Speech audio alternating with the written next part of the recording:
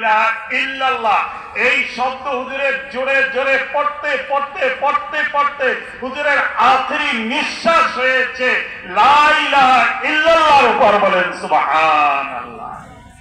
তাহলে আমরা আল্লাহর নবীর এই কথার উপর ওয়াতানি আলাইয়াল জান্নাহ আমরা ইনশাআল্লাহ যেমনি ভাবে আশারায়ে মুবাশশারাত তেনাদেরকে যেমনি ভাবে আল্লাহর নবী জান্নাতের সুসংবাদ দিয়েছেন সেটা ছিল মুআয়্যান, আর সেই মোয়াল্লাক হিসাবে এই আল্লাহর ওলিরা তোমরাও জান্নাতের সুসংবাদ প্রাপ্ত আল্লাহ পাক রব্বুল আলামিনের পক্ষ থেকে, ঠিক কিনা? আজ আমি বলতেছিলাম, যাই হোক, এখানে কোরআনের ভিতর আল্লাহ পাক রব্বুল আলামিন মুমিনদের দুইটি গুণ বলেছেন। কোরআনের ভিতর আল্লাহ পাক রব্বুল আলামিন মুমিনদের অবস্থার প্রেক্ষাপটে বিভিন্ন গুণ বলেছেন। সূরা মুমিনের ভিতর মুমিনদের 8টা গুণ বলেছেন, অন্যান্য জায়গা 4টা বলেছেন, কিন্তু আমি যে আলোচনাটা করব এখানে আল্লাহ পাক রব্বুল আলামিন মুমিনদের 2টি গুণ বলেছেন। একটি গুণ হয়েছে ইন্নাল্লাযীনা ক্বালু রাব্বুনাল্লাহ সুম্মা ইসতাকামু, এটাই হয়েছে ওয়া আমারতানি বিহা ওয়া আতানি আলাইহাল জান্নাহ। যেই ব্যক্তি ইন্নাল্লাযীনা ক্বালু রাব্বুনাল্লাহ আল্লাহকে রব বলে স্বীকার করেছে, আল্লাহ পাক রব্বুল আলামিনকে রব বলে যেই ব্যক্তি ঘোষণা দিয়েছে, সেই ব্যক্তি যখন আল্লাহ পাক রব্বুল আলামিনকে স্বীকার করে নিয়েছেন, এদূর পর্যন্ত হইছে মুমিনে আম। ইন্নাল্লাযীনা ক্বালু রাব্বুনাল্লাহ মুমিনের ভিতর আবার 2 প্রকার, একটা হচ্ছে মুমিনে আম আর একটা হচ্ছে মুমিনে খাস। একবারে কুল্লুহুম মুমিন ক্বালু রাব্বুনাল্লাহ, যে ব্যক্তি জীবনে নামাজ পড়ে নাই তাকেও যদি সে যখন ঈমান নিয়েছে, সে যখন মুসলমান দাবি করে, সে যখন একজন মুসলমান একজন মুমিন দাবি করে, তার কাছেও যদি আপনি জিজ্ঞাসা করেন যে আপনার রবকে, বলবে আল্লাহ। এটা হচ্ছে মুমিনে আম।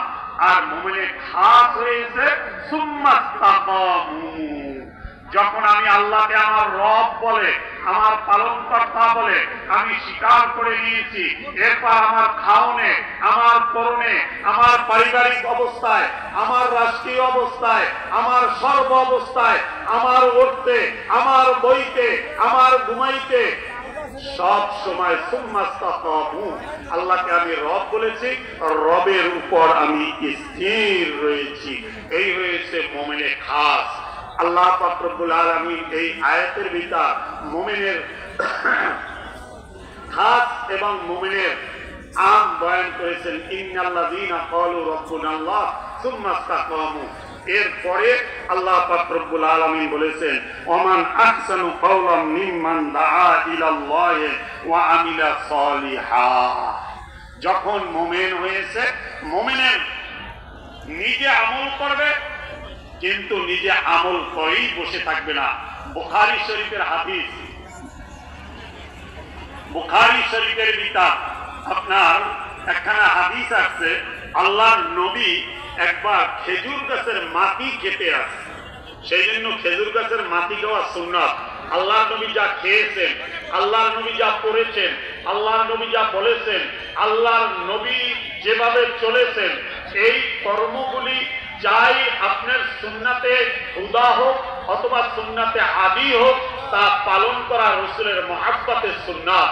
আল্লাহর নবী কোথাও যাচ্ছেন, গিয়ে পথে আল্লাহর নবীর হাজতের প্রয়োজন হয়েছে, ওখানে আল্লাহর নবী বসে হাজত সেরেছেন। হাজত সারার পর আবার উঠে উঠছে।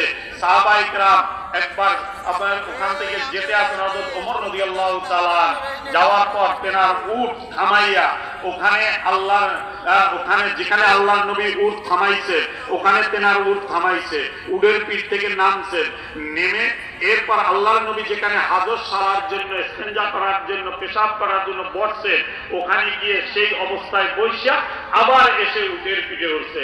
সাহাবায়ে কেরাম জিজ্ঞাসা করেন, আমিরুল মুমিনিন, আপনার তো এখন এখানে হাজত সারার প্রয়োজন নেই, আপনি তো হাজত সারেন না, আপনি কেন নামলেন? বললেন যে আমি একদিন আল্লাহর নবীর সাথে রওনা করছিলাম এই পথে, তখন আল্লাহর নবী এখানে নেমে তিনি হাজত সেরেছেন।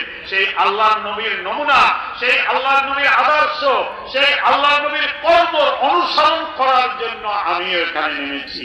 যাই হোক, আমি বলতেছিলাম বুখারী শরীফের হাদিস, আল্লাহর নবী একবার এভাবে ঘরে বসে খেজুর গাছের মাটি খেতে আসে। তখন আব্দুল্লাহ ইবনে আব্বাস তিনি বলেন, আমি ছোট এবং আরো কয়েকজন সাহাবী আছে, আমি আল্লাহর নবীর কাছে আসলাম।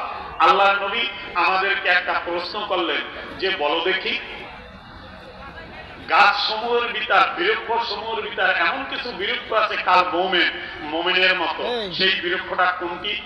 হযরত আব্দুল্লাহ ইবনে আব্বাস বলেন, আল্লাহর নবী এই প্রশ্ন করার সাথে সাথে আমার অন্তরের ভিতরে এসে গেল সেই বৃক্ষটা হচ্ছে খেজুর গাছ।